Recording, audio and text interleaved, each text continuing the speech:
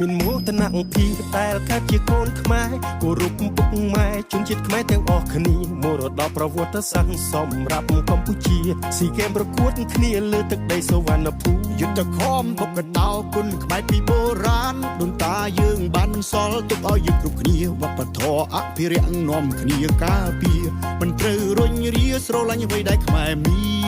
នបងប្រុសប្រុសសង្ហាខ្ញុំសូមជម្រាបសួរចារំលែងចង់វាំងខ្មែរអភិវឌ្ឍណារៀមរាបារម្ភមិនសូវស្ទាត់អូនបងរៀនបានណារំចាប់ចង់ទៅណាអូនជូនបានណាថ្លៃបងចង់ទៅទស្សនាប្រាសាទបុរាណស្រាវជ្រាវឈ្មោះទាំងប៉ុន្មានឲ្យបានយល់ពីអត្ថន័យចម្លាក់នៅលើប្រាសាទគេដូនតាអស្ចារ្យក្រៃនាមកូនខ្មែរប្រុសស្រីសូមសន្យាខិតខំថែយើងមកគ្នាទៅនៅប្រាសាទខ្មែរមើលពីក្រោយហើយខ្ញុំមកហូបខ្មែរតែមើលរកបានហើយយើងបែកខ្មែរពីសែនទៀតនោះយើងគាត់ត្រូវកីឡាខ្មែរជនជាតិខ្មែរខ្ញុំស្រឡាញ់របបខ្មែរស្រឡាញ់អ្វីដែលខ្មែរមានខ្ញុំតែជាជនជាតិខ្មែរខ្ញុំស្រឡាញ់របប